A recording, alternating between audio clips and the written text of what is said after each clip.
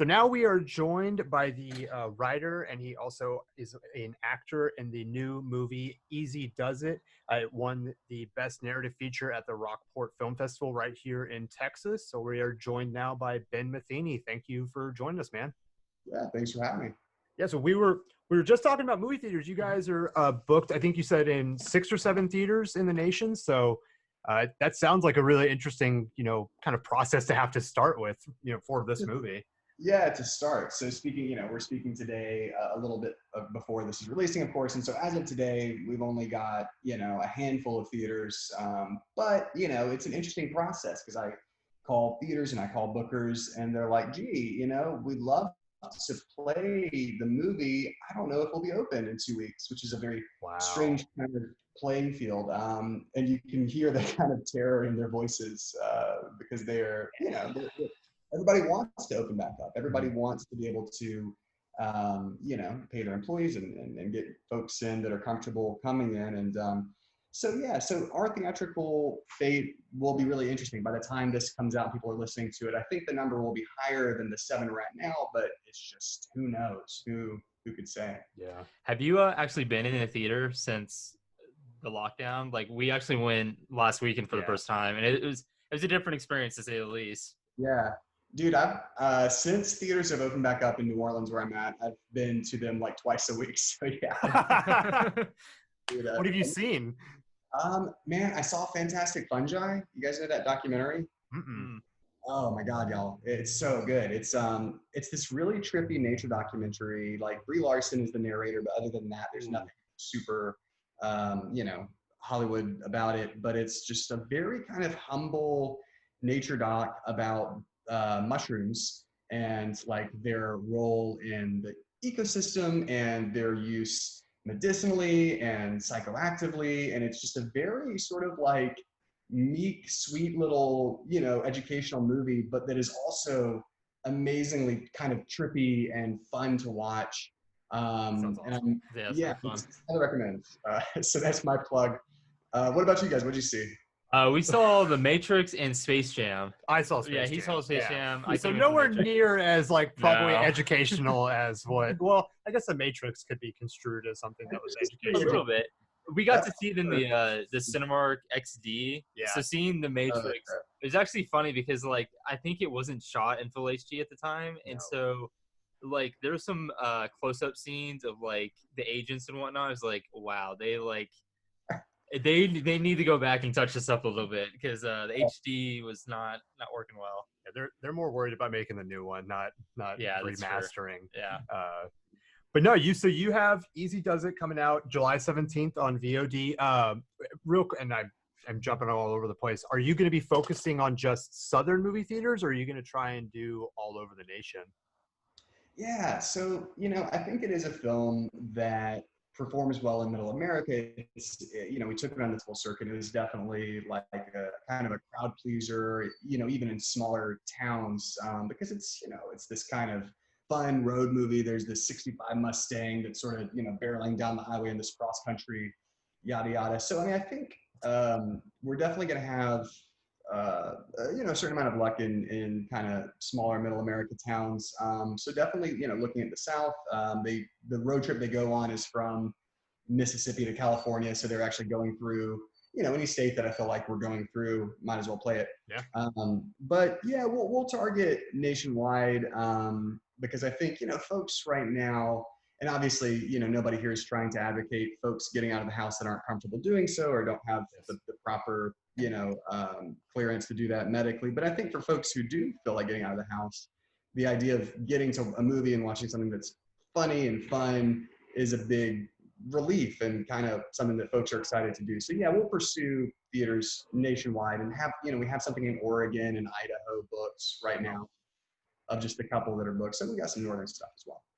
Well, I think there's definitely a safe way for the theaters to do it. So I'm gonna drive-in. We'll go to the drive-in in Fort Worth and check it out. Yeah, for sure. But we were so excited to get out and get to the movie theater. So I'm sure that feeling is widespread. They keep pushing stuff back, so I don't know. I know. I mean, that's more the studios being careful. It's not the willingness of the crowd to true. Get out to the theater, right? No, so. I mean, I bet you would go see Tenet if it was out. So No, dude, it was we were supposed to be the same day as Tenet, and so we were like, oh, well, that's fun because at least we know theaters will be opening. But I mean, yeah, they pushed twice already, and I mean, so I've been speaking to theatrical bookers all week, who are the kind of the go-betweens for if you're an independent cinema, anybody outside of the Regal AMC, one of the major chains, you employ these companies to book for you, to interface with the studios and distributors and book your, and they're the ones who kind of have the pulse on. We think at your 6-screen multiplex in North Tennessee, based on the demographics, we think you should do 2 theaters of this and 1 of this and 1. They're those guys.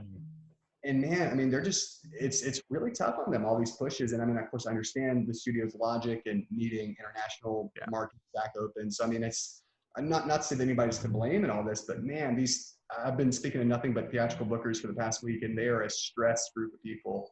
I can't imagine. That can't be an easy job right now. No, 3 months into this thing. Yeah. You guys started this as a Kickstarter back in 2017, and you got your goal. And one of the line items that you guys said that was the money was going to go to was, and I wrote it down because I wanted to get it right, the perfect hero car. Were you able to find your perfect hero car for this movie? We can preface this question with, like, when I saw the trailer and saw the 65 Mustang, ever since I was like 14, that's a car I've always wanted. That is like the best Mustang. It's so great. So good research. Yeah, so we did. We knew we wanted a badass car. The movie kind of takes place in the car. It's a road movie. It's kind of like the 4th character of the trio that's traveling. And we really naively, so there's a lot of like statements about how things happened throughout this film that I could preface with, we really naively thought that would be like just about anything, because we were like coming out of film school, we were pretty naive. But we knew that we wanted a cool car, and we pretty naively thought that we would be able to just rent something to use throughout. And as it turned out, I mean, if you go to a picture car company, which are, the companies that actually rent specifically for movies, it's very expensive because they have to rent you a person who's insured to drive it or something. There's this weird kind of like system there. And so then we started trying to go to like private sellers and be like, hey, I know your cars for sale, but do you want to rent it to this movie? And they're just like, what are you talking about? What? So you can destroy it for me? Yeah. Yeah, it's like, what? No. So eventually we kind of figured out like, okay, we're going to have to buy this thing. And it was rough. I mean, we were down to, I think that we ended up actually purchasing the car that is, used on virtually every day of filming, like a week before the first day of production, something like that. Was stressful. Yeah. The whole thing was stressful. I can tell you that right now. Yeah, man. So we found this, we were just combing Craigslist, and we had sort of like a list of cars the director liked in years, that would work. And we found this one that just so happened to be like maybe a 2-hour drive, not even that, from New Orleans. It had been lovingly restored, and it was this beautiful cobalt blue 65 Mustang. Unfortunately, we had to paint over it with like latex paints and ruin the beautiful paint job, which is like, oh well.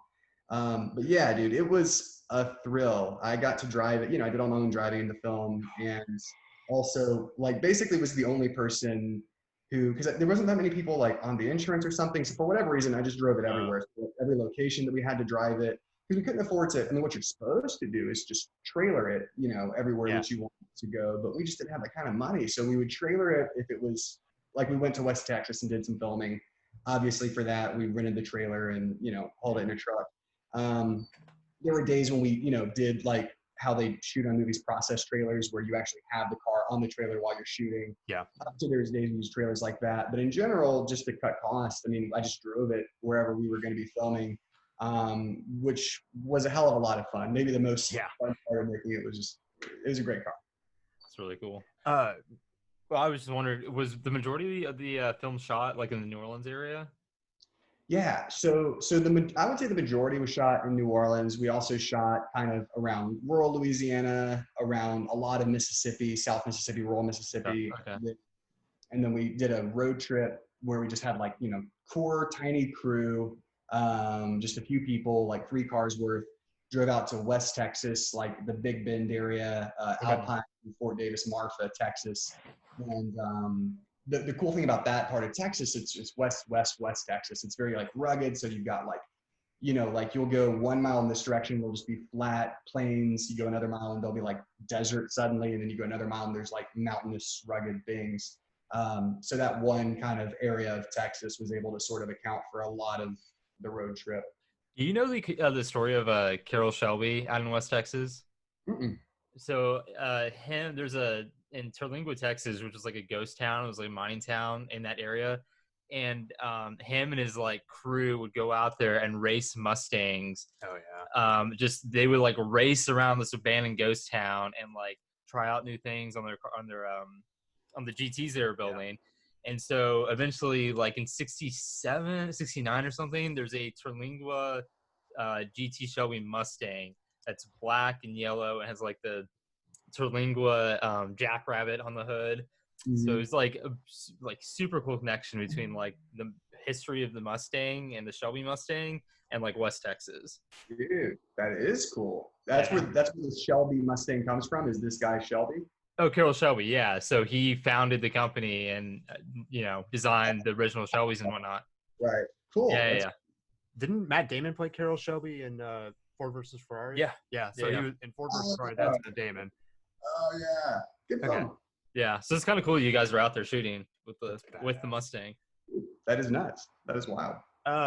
So you talked a little bit about the director Will Addison. You wrote this movie with him. Where was the idea? Where was this born from? Because it looks like an amazingly just like fun movie, but it's kind of out there and it's a very different story. Where'd you guys kind of come up with that? Yeah, so that's all Will. He and I were film school buds. We had worked together, over the years back in film school. We all went to the University of New Orleans, our whole kind of crew, and then we were out of school and we were just like, being PAs and just like assistants and, even interns, and it was just miserable. We weren't making any money. And we really missed how in film school, like every weekend we were it was somebody's short film or somebody's web series or whatever. We were just always, doing stuff. And so we were like a year or so out of school, and he was like, man, I want to make a short. And we had two actor buddies who were Matthew and Corey, who played Scotty and Colin in the film, the kind of wild guy and then our hostage, who, we're all buddies, we just would hang out, whatever. And he's like, I kind of want to write something for you three. And at the time, Will, the director and co-writer, lived in a house with myself and Matthew, who plays the Scotty, kind of the wild man in the film. And Will's a very sort of mild-mannered. He's a Midwestern boy. He's a very kind of like reserved dude. And me and Matthew were at that time, fresh out of college, just the wildest that we've ever been in our lives. That was then, just total idiots.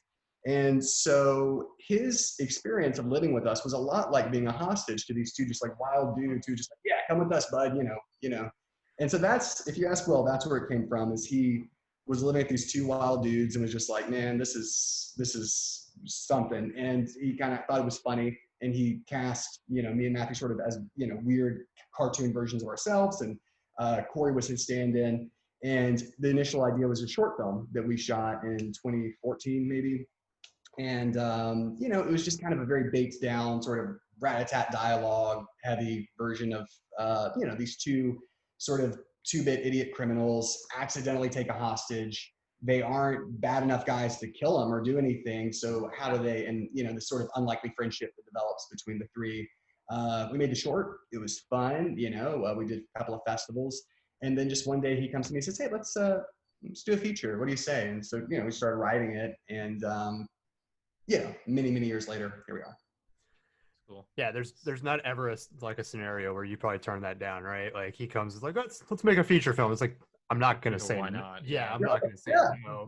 Like, well, and then you guys got Linda Hamilton, who's obviously from Terminator. Like when I saw this trailer for the first time, I was like, okay, when did Linda Hamilton get cornrows? So yeah, what was the new look, man? Yeah, what was the, like, not only just the process of like, getting her on board to do the film, but then convincing her to have cornrows? Right. Well, I guess I could say at the top, if we had it do over again, we would not have done cornrows. We shot that scene in 2017, And we're just so, like, the naivety, not even, naivety is too nice of a word, the stupidity of us being like, yeah, this is like a hilarious, cool, we just wanted her to look badass. And, you know, we just thought it was a cool, badass look. Now in 2020, I look at that and I'm like, you know, that actually is like an example of cultural appropriation. And I'm kind of, you know, I certainly wish we could take it back, but we didn't. Either way, she was wonderful. She was lovely. Yeah, man. So, you know, we knew, so, I mean, for any independent filmmakers out there that are, you know, looking to make a movie, it's a tough landscape out there if you don't have some type of name actor in your movie. And, you know, I mean, you can make the best, there are films that are that I think are much better than Easy Does It, that have just never found distribution because they didn't have that selling point. You know, genre is also important. You know, genre and how much cast you have. I mean, cast are really going to be make or break. It doesn't have too much to do with how good your movie is as to whether or not people will see it or not. And we, you know, we realized that. So we started sort of like the journey to getting Linda Hamilton. We knew, you know, we needed somebody really good for that role, King George, which is sort of the big baddie. There's sort of like this crime boss that is sort of, you know, the chief antagonal force that our heroes face. And so what we did is we kind of built up to it. We had a couple of Texas cop roles that were also antagonists that were kind of goofier, funnier roles. And we cast a couple of really talented local actors who had done stuff. One of them was Dwight Henry from Beast of the Southern Wild. He's Beast of the Southern Wild. If you've seen it, the father of the main character, who's, you know, sort of like the co-lead. He plays one of the sheriffs in the movie. He's a local guy. You know, he was lovely to work with. And then Brian Batt, who is one of the regulars from Mad Men, who plays Sal on Mad Men, and is a big Broadway star. We got him next. And both of them just did it because they were local and nice guys. And, you know, we weren't paying them nearly what they deserved, but they were just, you know, they weren't working and they thought it was a, you know, fun character. And so we went to Linda. We already had a couple of, not, you know, big name actors, but, you know, established people, recognizable. And so, you know, we just sent it through her agent. She has a house, you know, had a house in the New Orleans area. So we're like, well, we wouldn't have to fly her in. That's a plus, you know, she would just be here. And Will really loved her for the role. The role was originally written to be a male, kind of very obvious, stereotypical, you know, crime boss kind of thing.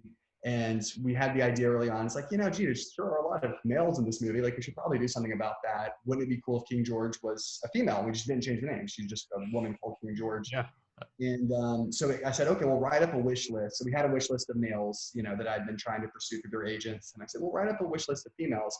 And literally the number one name, this was before we knew that Linda lived, you know, had a house near us, was Linda Hamilton. He just loved her. He was a huge Terminator fan. Just thought she was just so badass. So she just so happened to be like the top name on that list, but you kind of don't put much stock in that. Because you're like, oh yeah, we're gonna get Linda Hamilton. Yeah, right, well, whatever. But you know, she was on the list. And then I just happened to be working my day job, which is producing like promotional content for TV shows. I was working on a show called Claws. And Claws happened to be shooting very near where Linda lived, had a house. And she came by set, just walking her dog, like, oh, what are you guys shooting? Hi there. And everybody's just like, holy shit. And so, like, I started asking around. I was like, oh yeah, apparently she has a house near here. And so then I called Will. I was like, well, guess who lives here?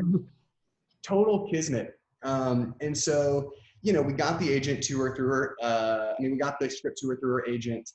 And we at first did not hear back. You know, there's this like dread-filled week where, you know, we're like, oh God, we hadn't heard back. And we were like, oh, it must be because the offer isn't good enough. And I'll go ahead and tell you. So we, you know, again, very small film. I mean, all things compared to what people are really spending on movies, it was not a huge budget. So we at first just offered her $5,000 for her work, which for Linda Hamilton is no money. I'm sure she made that per second on Terminator Dark Fate. But you know, she's worth a lot more is what I'm trying to say. Yeah.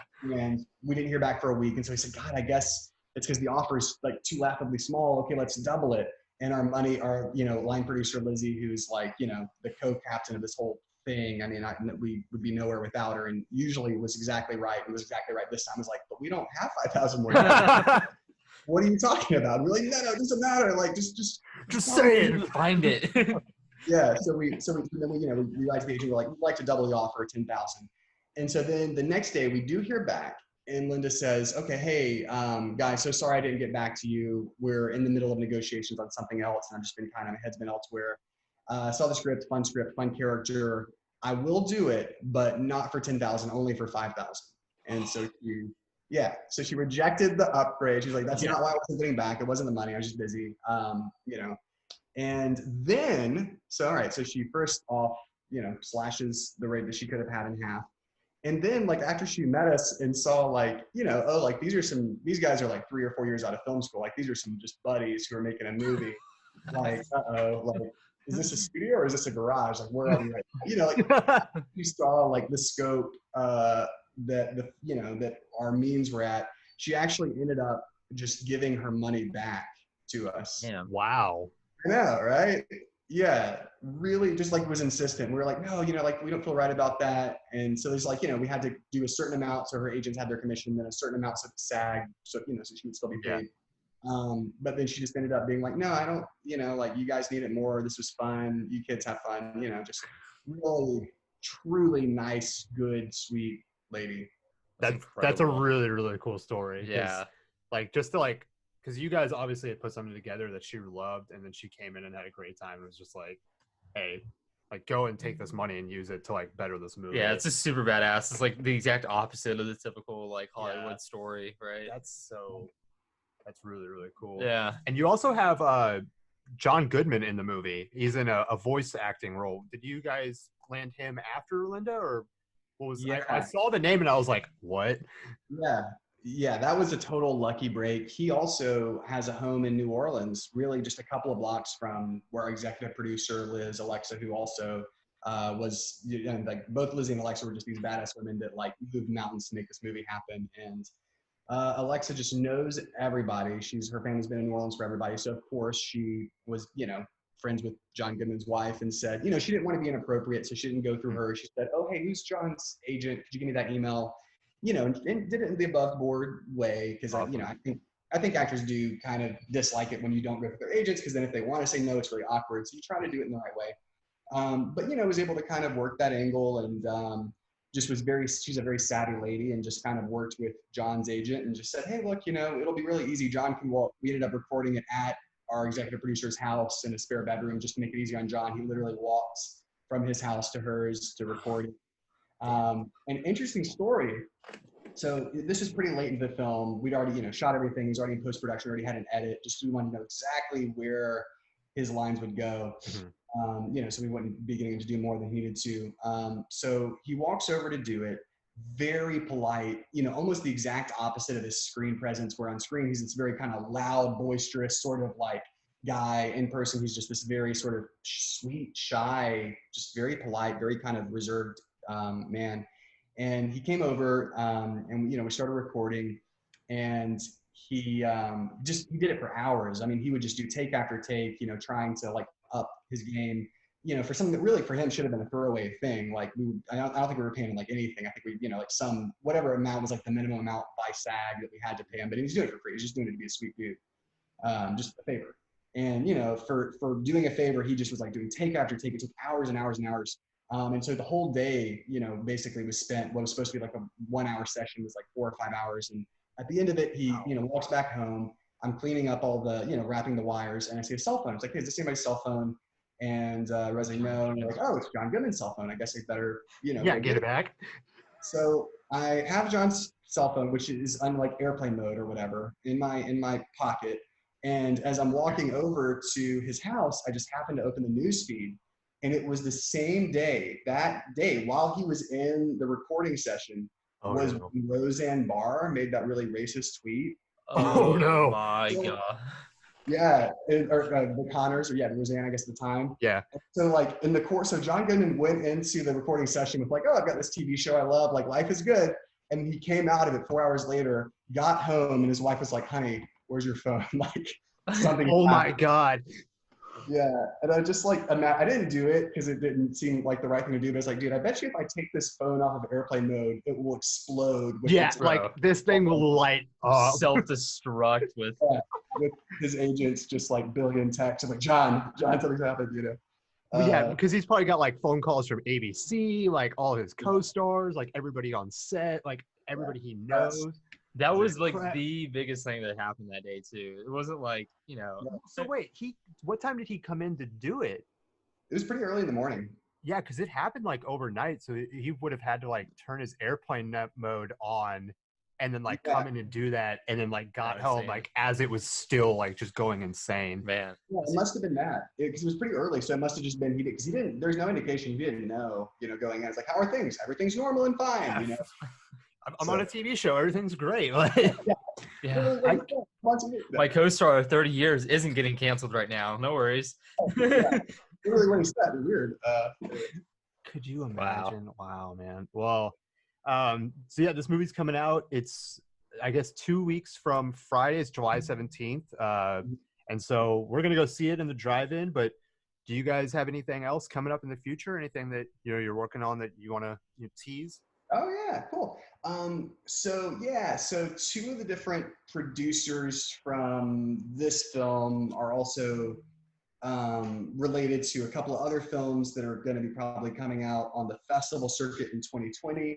One is called My Belle, and it is a French, it's a story about a polyamorous lesbian relationship that's playing out. There was a breakup, and years later there's a reuniting in the south of France. So we shot that in the south of France last year. Also a very small film, a very lovely month in the south of France. It was a blast to shoot. Very talented writer-director Marion Hill is doing that. So that'll be hitting the festival circuit next year. And then Lizzie Guitro, who is my kind of producing co-pilot on this film, produced a terrific film called Shapeless that is kind of a thriller with some horror elements about a woman's eating disorder. And so it's kind of like this black swan thing where you have a very real and serious psychological condition that they're externalizing in this really interesting genre way. So that too will be out on, if there even are festivals anymore, who knows? If there are still film festivals in 2021, these will be in them. And if not, who knows? Well, there'll be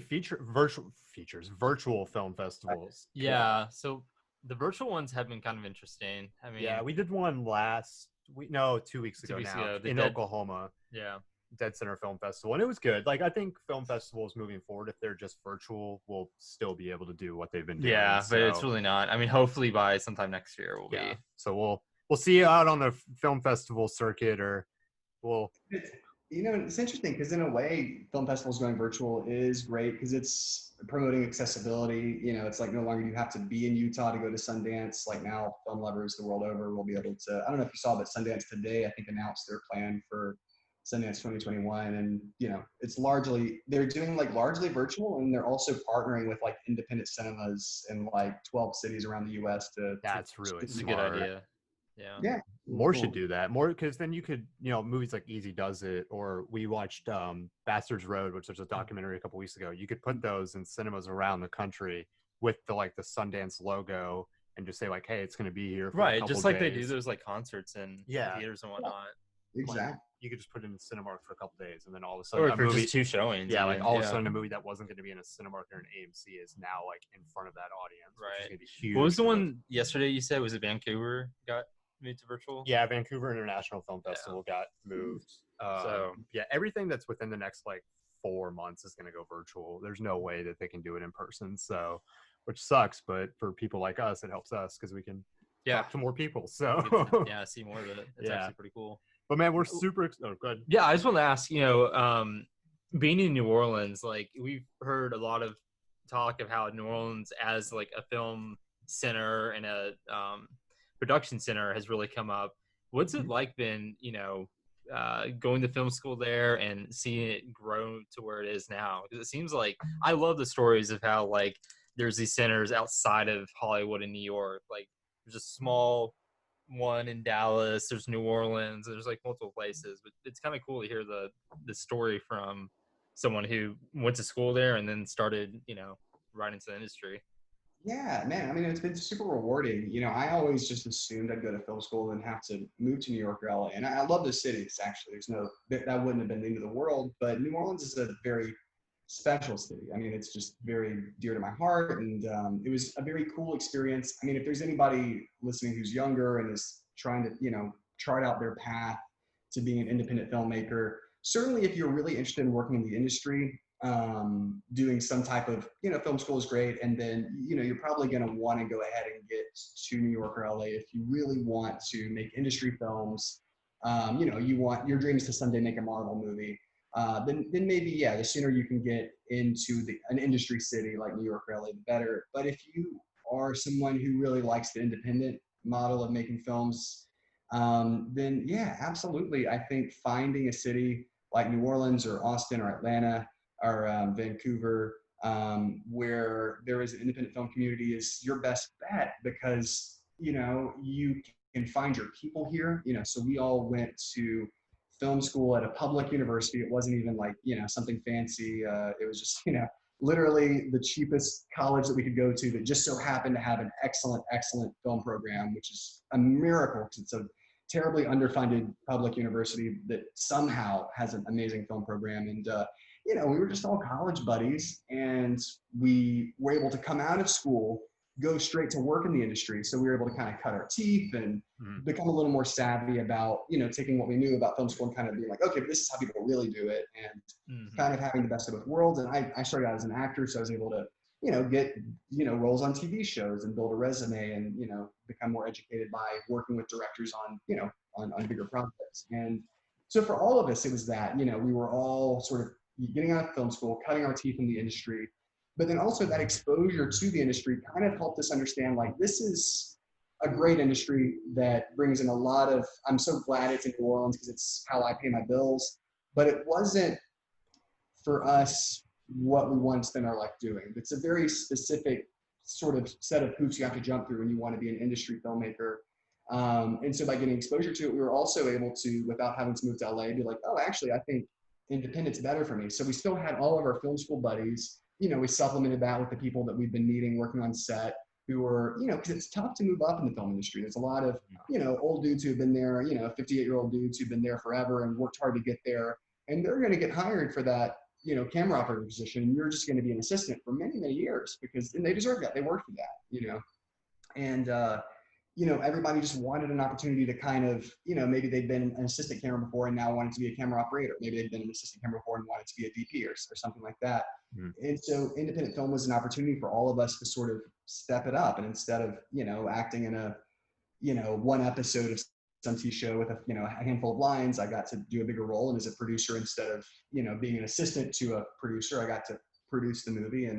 And so it really worked out well for us. And so I think, if you do have aspirations of becoming an independent filmmaker and you're in that period of your life where you're still kind of making plans, I think definitely finding an industry town like New Orleans or Atlanta is important, because you do want to be able to make those connections and get some work, in the field that you like in the meantime. But being in a smaller hub that's not New York or LA, the ability that you're going to have to put together a team of people, I think is better. I think it's easier than in New York or LA to do that.